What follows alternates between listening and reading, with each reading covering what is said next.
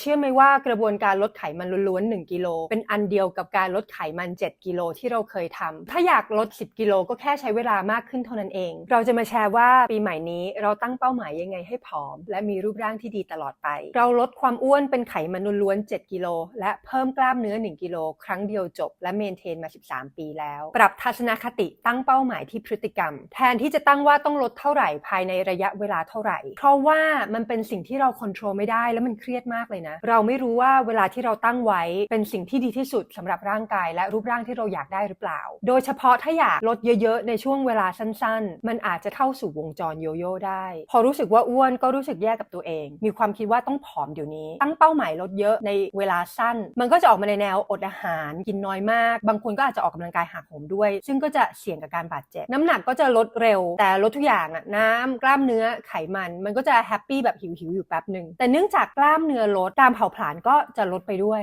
ฮอร์โมนก็จะแปรปรวนโดยเฉพาะคอร์ติซอลซึ่งเป็นฮอร์โมนความเครียดมันจะเพิ่มมากขึ้นและจะทำให้มีไขมันในช่องท้องเพิ่มขึ้นและสมมติว่าลดได้ตามเป้าหมายจริงๆด้วยวิธีการนี้มันก็จะมีอยู่ว่าจะทำยังไงต่อไปที่จะเมนเทนเอาไว้เพราะมันไม่มีใครที่จะสามารถอดอาหารออกกำลังกายหักโหมไปได้ตลอดไปอันนี้เราพูดจากประสบการณ์นะเราเคยโยโย่มาก่อนในที่สุดก็ทนไม่ไหวแล้วก็กลับมากินแต่คราวนี้เนื่องจากมีกล้ามเนื้อน้อยลงเผาผลาญได้น้อยลงร่างกายเก็บเป็นไขมันล้วนๆน้ำหนักก็เพิ่มขึ้นแล้วก็อ้วนขึ้นกว่าเดิมแล้วก็รู้สึกแย่กับตัวเองใหม่ตั้งเป้าหมายใหม่อดอาหารอีกสูญเสียกล้ามเนื้ออีกการเผาผลาญลดลงไปอีกน้ำหนักเพิ่มขึ้นอ้วนขึ้นกว่าเดิมอีกวนไปเรื่อยๆแบบนี้ในที่สุดมันจะลดยากขึ้นเรื่อยๆเพราะมันไม่เหลือกล้ามเนื้อให้ลดแล้วมันเป็นวงจรของความทุกข์ทรมานพ่ายแพ้และผิดหวังปีใหม่นี้เรามาเปลี่ยนกลยุทธ์กันพอรู้สึกว่าอ้วนให้ปรับทัศนคติว่าเราคู่ควรกับการมีรูปร่างและสุขภาพที่ดีแทนที่จะรู้สึกแย่กับตัวเองตั้งเป้าหมายที่พฤติกรรมกินอาหารเฮลตี้โปรตีนเพียงพอออกกำลังกายสดชื่นมันคือตรงเนี้ยที่ต้องตั้งเป้าหมายว่าต้องทำอะไรบ้างเดี๋ยวมีลิสต์ของเราเป็นตัวอย่างให้ดูน้ำหนักก็จะค่อยๆลดลงจะเป็นการลดไขมันอย่างเดียวในขณะที่เมนเทนกล้ามเนื้อไว้หรือในบางคนอาจจะต้องเพิ่มกล้ามเนื้อด้วยซ้ำไปตัวก็จะค่อยๆลีนลงเล็กลงกระชับมากขึ้นเพราะไขมัน1กิโลมันมีขนาดใหญ่มากกว่ากล้ามเนื้อ1กิโลการเผาผลาญก็จะดีขึ้นฮอร์โมนมีความบาลานซ์ซึ่งมันจะทำให้ง่ายกับการลดความอ้วนนะก็จะสามารถทำต่อไปได้เรื่อยๆไขมันลดลงไปได้เรื่อยๆจนได้รูปร่างที่ต้องการและสุขภาพที่แข็งแรงครั้งเดียวจบโดยที่จะไม่กลับมาอ้วนอีกเพราะว่าเมื่อผ่านกระบวนการนี้แล้วเราจะมีความรู้ความสามารถคือมีซิสเต็มที่จะเมนเทนรูปร่างได้ตลอดไปคำนวณน้ำหนักและเปอร์เซ็นต์แฟตที่อยากได้ให้เป็นดิเรกชันคร่าวๆพอไม่ต้องเป๊ะตอนนี้เราน้ำหนัก 53.5 กิโลมีเปอร์เซ็นต์แฟตอยู่ 21.5% คูณกันได้ไขมันทั้งหมด 11.5 กิโลหาเครื่องชั่งน้ำหนักแยกร่างว่ามีกล้ามเนื้อไขมันน้ำกระดูกเท่าไหร่เผาผลาญได้เท่าไหร่มีไขมันในช่องท้องเท่าไหร่ลิงก์เครื่องที่เราใช้อยู่ใน description ตัวเลขทั้งหมดจะเป็นประมาณขึ้นลงเป็นเรื่องธรรมดาช่างวันเดียวกันยังไม่เท่ากันเลยอย่าไปตกใจอะไรกับมันมากให้ช่างเวลาเดิมแล้วดูที่เทรนด์ทุกๆ 3-4 วันว่ามันกำลังขึ้นหรือมันกำลังลงเราต้องการน้ำหนัก 52.5 กิโลลดเป็นไขมัน1กิโล 11.5 ลบ 1 เท่ากับ 10.5 กิโลคือไขมันที่เราอยากมีคิดเป็นเปอร์เซ็นต์แฟตเอา 10.5 หาร 52.5 คูณ 100 เท่ากับ 20% แล้วก็มาเช็คกับตารางเปอร์เซ็นต์แฟตของคนที่สุขภาพดี 20% คือลีนเป็นนักกีฬาใช้ได้ตั้งไว้คร่าวๆพอเพราะเวลาเริ่มตัวเล็กลงมันถึงจะรู้ว่าอ๋อตัวเราเท่านี้คือเปอร์เซ็นต์แฟตเท่านี้เอาที่พอรู้สึกว่าเป็นไปได้ดูว่าเราพอใจไหมแล้วค่อยๆปรับไปเรื่อยๆเราสรุปทั้งหมดนี้มาจากวิดีโอตารางอาหารและกินโปรตีนเท่าไหร่ลิงก์อยู่ใน description นี่ก็คือ food system ของเราอันนี้เป็นตัวอย่างเพื่อเอาไปปรับเป็น system ของตนเองนะมันเป็นเรื่องเฉพาะบุคคลถามตัวเองว่าเราชอบกินอะไรสะดวกสำหรับเราข้อที่1กินโปรตีนเป็น priority คือเนื้อสัตว์ประมาณ1กำปั้นต่อมื้อหรือประมาณเนื้อสัตว์100กรัมเพื่อที่จะรักษากล้ามเนื้อแล้วมันจะกินอย่างอื่นได้น้อยลงโดยเฉพาะคาร์โบไฮเดรตทำให้น้ำตาลในเลือดและระดับอินซูลินคงที่คือไม่ขึ้นลงมันจะ stable ทำให้อิ่มและ craving ลดน้อยลงทำเมนูของตนเองใน food table วิดีโอมีฟอร์มให้ข้อ2ทำ IF ตอนเช้าคือกินเที่ยงกับเย็นกิน12ไม่กิน12เพื่อให้อินซูลินเลเวลมันลดลงร่างกายจะได้เอาไขมันที่สะสมมาใช้คือตอนเช้าเราไม่ค่อยหิวเท่าไหร่แล้วมันยังไม่ได้ใช้ energy อะไรมากมันไม่ได้ยากสำหรับเรา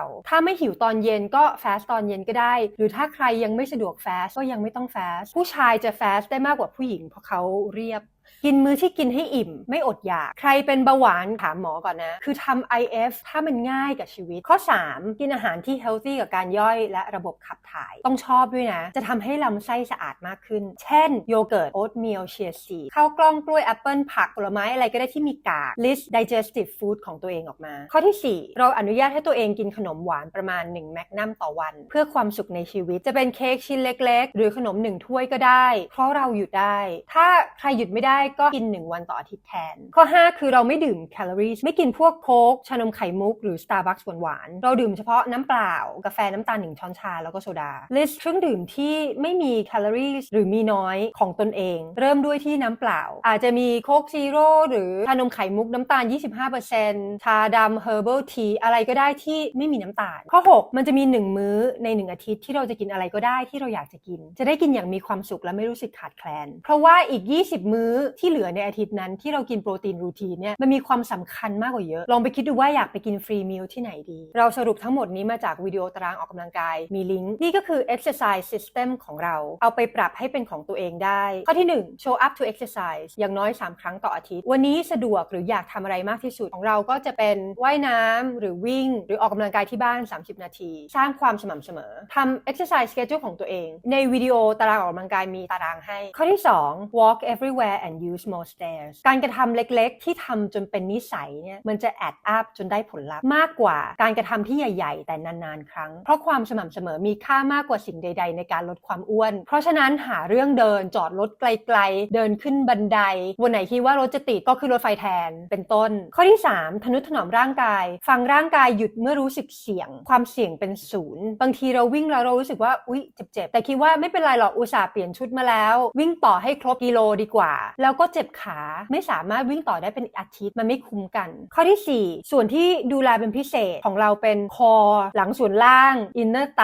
คือจะทำให้มันแข็งแรงมากขึ้นเพื่อลดความเสี่ยงกับการบาดเจ็บมีส่วนไหนที่อยากดูแลเป็นพิเศษไหมอาจจะอยากเพิ่มความยืดหยุ่นทำให้แข็งแรงรักษาบาลานซ์ตั้งเป็นเป้าหมายได้มันไม่มีการลดเป็นส่วนๆนะคือมันจะลดทั้งตัวโดยที่คนส่วนใหญ่จะลดแขนขาหน้าก่อนแล้วพุงจะลดสุดท้ายคือมันต้องทำให้นานพอที่พุงจะได้มีโอกาสลดจะสังเกตได้ว่าพฤติกรรมทั้งหมดเป็นการดูแลร่างกายและสุขภาพอย่างดีเพราะมันต้องเป็น happy and healthy journey เพื่อที่จะไปถึง happy and healthy destination ได้อันนี้เป็นทางวิทยาศาสตร์นะคนที่เครียดจะมี cortisol level สูงและทำให้ร่างกายเก็บไขมันในช่องท้องเพิ่มมากขึ้นเขาจะไม่สามารถลดความอ้วนได้เท่ากับคนที่ไม่เครียดถึงแม้จะทำทุกอย่างเหมือนกันก็ตามเพราะฉะนั้นดูแลสิ่งใหญ่ๆที่ทำให้เครียดเป็นประจำข้อ1นอนให้พอความเครียดจะลดลงร่างกายได้ recover ฮอร์โมนมีความบาลานซ์และจะไม่ค่อยเครฟน้ำตาลเท่าไหร่ข้อที่2คือ be nice to yourself คือไม่บ่นว่าตัวเองตอนเราอ้วนความเครียดส่วนใหญ่มาจากความไม่พึงพอใจกับร่างกายตัวเองพอรู้สึกแย่กับตัวเองให้คิดว่าเรากำลังทำดีที่สุดแล้ว and it's good enough แล้วก็เปลี่ยนเรื่องไปโฟกัสเรื่องอื่นความเครียดมันก็จะลดลงแล้วมันก็จะรู้สึกดีขึ้นฮอร์โมนก็จะมีความบาลานซ์ craving ก็จะน้อยลง binge eating ก็จะลดลงคือเครียดแล้วกินจะลดลงคือเราเข้าใจว่ามันมีเรื่องอื่นให้เครียดอีกแต่เริ่มที่2ข้อนี้ก่อนในอนาคตเราอาจจะทำวิดีโอลดความเครียดยังไงถ้าชอบวิดีโอแบบนี้เรามี playlist การรักษารูปร่างอาหารและการออกกำลังกายมีคำถามหรือข้อเสนอแนะคอมเมนต์เข้ามาได้เสมอขอบคุณที่ดูวิดีโอเราบ๊ายบาย